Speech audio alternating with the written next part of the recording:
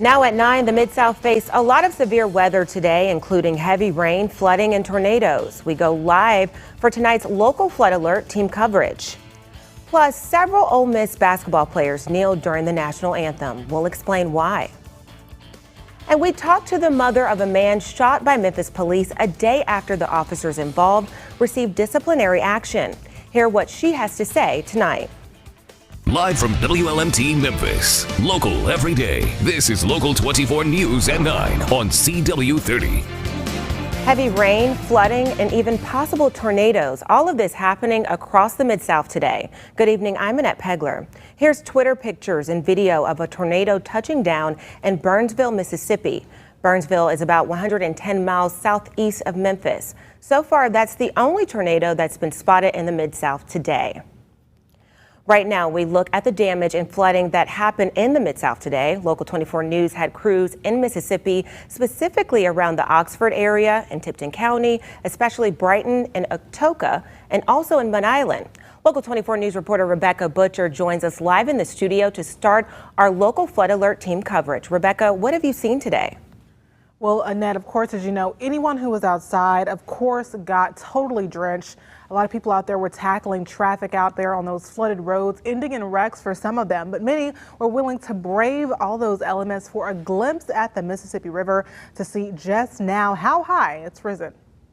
Well, thick fog and mist covered the Mississippi River today as the Bluff City experienced severe weather.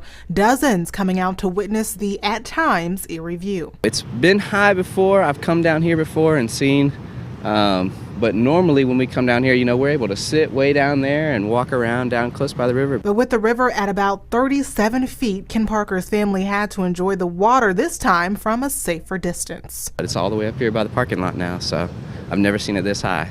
For some, it was a learning opportunity. She's 3, but I'm trying to teach her the power of nature at an early age and to show her that once the river rises, you can no longer traverse that area unless you have a boat. Just a couple of miles away, Memphis police blocked off Island Place East to Mud Island Drive until further notice, forcing drivers to take alternate routes. No one was reported stuck in the water buildup. But in Millington, the fire department tweeted out this picture of a responder pushing a car to safety out of high water over on Center College Road.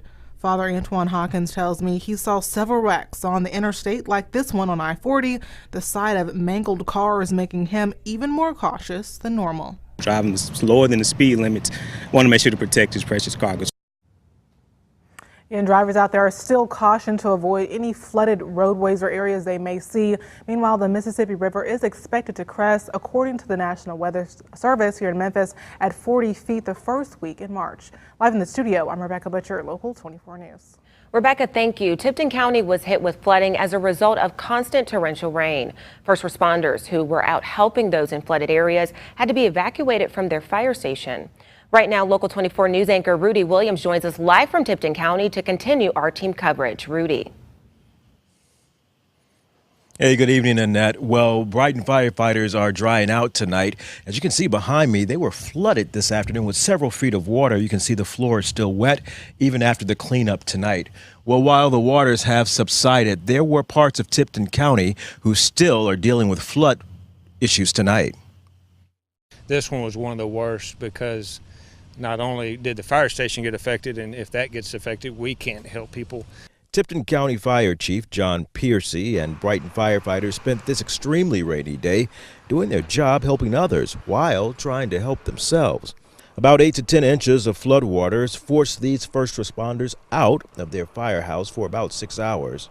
And luckily, it wasn't as high as it has been in the past, so we were able to get everybody together and come in and clean up the station and get them back to service so that they could respond later on. Even still, they managed to check on low-lying areas around the Hatchell River. Piercy says no homes were threatened by high river waters in Brighton, but other parts of Tipton County saw worse flooding.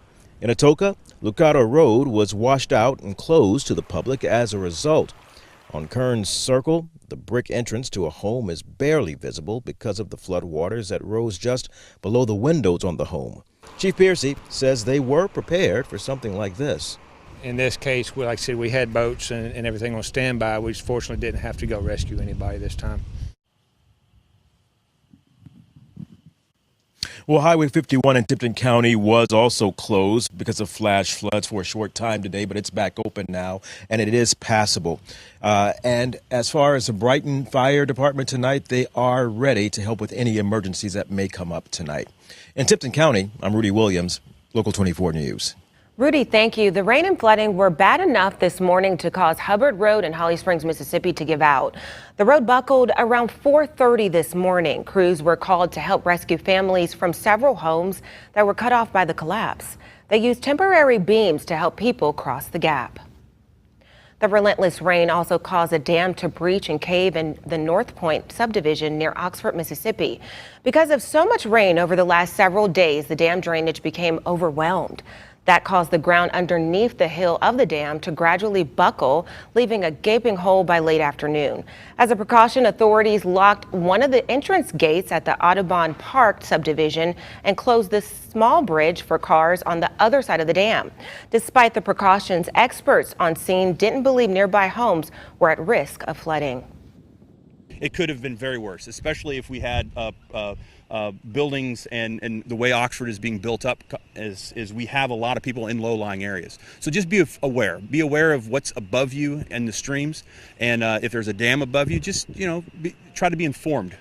Good advice there. A team from the Mississippi Department of Environmental Quality also came on scene to keep an eye on the situation. Once all of this rain finally clears, crews will patch up the breached dam in the week ahead. The city of Oxford has put residents within city limits under a boil advisory. This comes after a couple of leaks were discovered in several main valves. Officials say the water main breaks happened due to excessive flooding in that area. We've received several pictures and videos from viewers of flooding and damage across the Mid-South. This is a picture of flooding in GRENADA, Mississippi. Teams were sent there for water rescue missions, including to rescue a dog yesterday from a flooded area. This is a picture of the golf course at Ole Miss. You can barely make out the hills of the golf course due to the heavy flooding there. Here are pictures of high waters in backyards in ATOKA. This is in Kern Circle. You can see the water comes up above the bottom of this home's garage doors. And flooding leads to a road closure in Fayette County, Tennessee. This closure is on Highway 57 between Rossville and Moscow. And this Facebook video shows flooding at Pickwick Dam in Hardin County, Tennessee. As you can see, the high water completely covers the ground near the dam. If you see any storm damage and can safely take a picture or video of it, send those to us. Share them by email at share@localmemphis.com. You can also send them on our Facebook and Twitter pages at Local Memphis. The weather damage extends beyond the Mid-South, local in Tennessee. These are pictures of what was once a Subway restaurant after it was destroyed by a mudslide in Chattanooga. Officials say the building collapsed early this morning. Thankfully, no one was inside. Last night, a tree collapsed on a Subway employee's car. The owner decided to close afterwards. As a precaution, Shuford's Steakhouse next door was ordered to close to customers.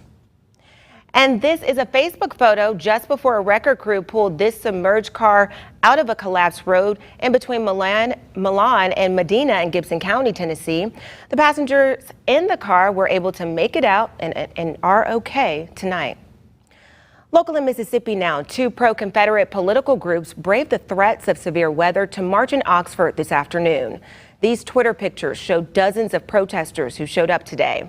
They marched around the Confederate statue on Ole Miss campus. They flew their flags, and some even showed up in Confederate soldier uniforms. Of course, they weren't alone. An opposition group was there to counter protests, chanting, "Take it down." They also held signs showing their disapproval of Confederate statues, including the group's history of racism and violence. SWAT teams were on hand to make sure things stayed civil. This follows an anti-Confederate monument protest that happened yesterday on campus. Hundreds of students in a group called Students Against Social Injustice organized the march. It started at Lamar Hall and ended at University Circle at the site of the 113-year-old monument. Students say they want Ole Miss to remove all Confederate memorabilia on campus. In response to the Confederate rally happening on Ole Miss campus today, several members of the basketball team took a knee during the national anthem. In this Twitter video, you can see at least 6 members take a knee at the same time. The Rebels were hosting the Georgia Bulldogs. Tonight, we're hearing from the mother of Martavius Banks a day after Memphis police released a detailed report on what happened the night Banks was shot during an officer-involved shooting. Banks was critically injured in that shooting that happened September of last year, and that officer accused of shooting him resigned. 3 other officers have been suspended. It's all new at 9. Yeah, so they created this mess. I need to see justice behind this. Nothing but justice. Janice Banks, the mother of Martavius Banks, says the disciplinary action Memphis police handed down to officers involved in the shooting that injured her son isn't enough. I think they should be immediately charged. What is the pause for? What is the wait for? The paperwork is there. She wants the Shelby County District Attorney's Office to formally charge the men involved that night. An investigation by MPD revealed the 3 officers involved and a lieutenant violated the department's policy. Even with Director Wallace speaking so highly of his officers and they training that they give them. But to me as a parent, I feel like your training is deadly to the community. The MPD officer accused of shooting Banks, Jamarcus James, resigned prior to the completion of his hearing. 2 other officers, Christopher Noel and Michael Williams, have been suspended for 20 days without pay. Memphis police say James violated traffic, radio, pursuit, and body camera policies. Police say James deactivated his body camera during the shooting. He was shot on his rib cage. He was shot in his legs and thighs. He was just shot up. The other 2 officers violated the same policies. Lieutenant Charles Mowry did not turn on his body camera when he arrived on scene after the shooting and was given a 5-day unpaid suspension. Really, actually, with the warrants he had, he shouldn't have been shot, period. As many times as my son was shot, he is not supposed to be here. Now, we reached out to District Attorney Amy Wyrick's office to see if criminal charges will be filed against those officers. A spokesperson says the TBI report is under review. Several city leaders and big-name businesses came together to bowl. Coming up, why this event to knock over pens will help our local youth. But first, let's check in with meteorologist Ed Eccles to see if the rain is officially out of our area. Hi there, Ed. Hey there, Annette. Yeah, the rough stuff's gone for now, folks. So what's up for your Sunday? Until we get to Sunday, still some flash flooding concerns in and around Memphis and the Mid-South here. Shelby County not in that, nor is northwest Mississippi. We'll detail a sunnier day tomorrow, maybe a drier work week coming up in just a bit.